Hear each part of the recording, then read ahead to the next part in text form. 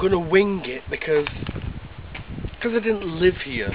I'm only going off second-hand stories from the wife and going from the mother-in-law. So, communism and religion. It's not that boring, honest. No, but listen, what happened when communism in the year 1945 or 6 or 7, communism came to Bulgaria. And when it came to Bulgaria, religion was abolished, completely abolished. Churches were boarded up. Anybody with religious artifacts in their house, they were removed. But some old ladies took crosses down into the basements and then on Sundays prayed, well, or whatever day that they wanted to pray in. So, just a moment, cars come in. So the churches were boarded up. It's Orthodox Christian here, and which the biggest difference I can see is that instead of God and Jesus, it's more Jesus and Mary and Jesus as a child that are thought of more than anybody else. So all the churches, all the cathedrals were all boarded up, and no one's allowed to go in those places. Maybe one guy is set to one side to visit each one of these places to make sure that no one's demolished them, because that land and church became the property of the state as opposed to the religion as a whole.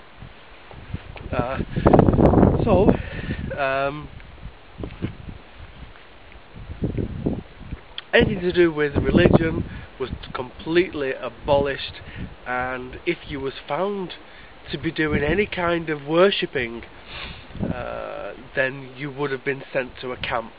Those camps were for re-education. Now if you was lucky enough, you'd be sent to a mental institute for re-education.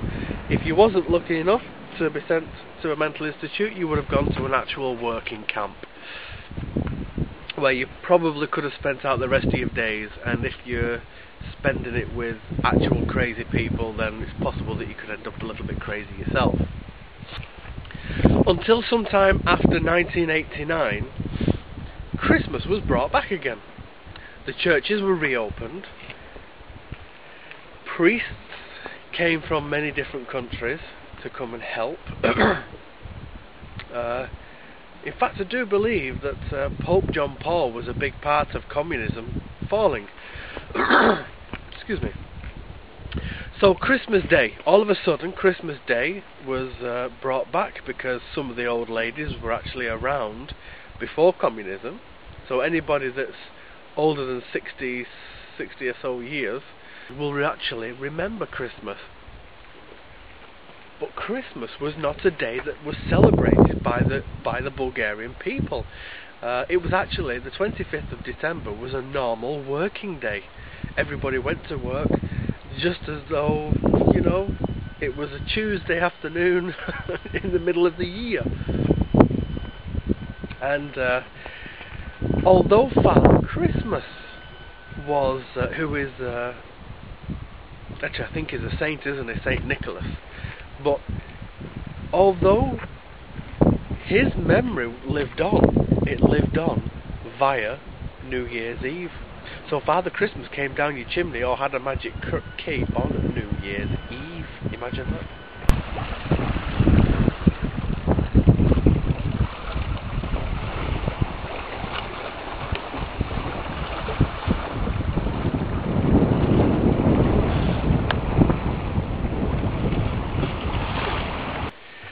So if you wanted to give gifts to somebody during the year, during communism and even after communism fell, New Year's Eve has always remained the day of celebration for the year, the main day of the year. Christmas, absolutely not. Some people knew that it was Christmas Day, but they didn't know what it was about and what it was for. So the usual socks, underwear, t-shirts were the gifts to give. Nobody, absolutely nobody, was given bicycles. Nobody was given expensive dolls and expensive gifts in general. But New Year's Eve remains the main holiday of the year, where the children would take a stick and make that stick look like one of those wicker sticks that you whack your carpets with in the summertime to take all the dust out. When you take your dust out of all your carpets, they use those, but they put ribbons on it and glitter and sprinkles, and that way what happens then is that gives the children the opportunity to whack you on the back gently, sing a song, and then you give them some money. So Easter, forget Easter. No, they celebrated Easter only for the fact that it was a harvesting day. So although eggs are painted in Bulgaria, that's a tradition that will always remain. It's more the fact that you're getting rid of some of your wheat. Is it your last wheat of the... There's only one downfall with the fact that Christmas has now come to Bulgaria and religion has returned. But not so much the religion, because, you know, people will be what they will be when they have a belief and not being an infidel. But parents are now upset because their children are now thinking in the capitalist way, because they come out and say it, because of the advertising companies who are forcing brand new telephones upon their children, computers upon their children, and everything else that advertising pushes upon people. I mean, it's not just children, but the parents are saying that the meagre wages that if they're lucky enough to have a job, the meagre wages that they're getting, they just can't afford to be doing the things that people from the West are doing and can afford, because it's now become absolutely ridiculous. I mean, who can afford to pay 3 months' wages for a brand new telephone? Who's got that sort of money? So it just goes to show that if you can control a country and make that country afraid of something, such as death camps, working camps, mental institutions, and the fear of maybe living in one of those because of your belief, and then the government take all them holidays away from you, can you imagine the propaganda that a country can place upon you if you and your people, if should they wish to?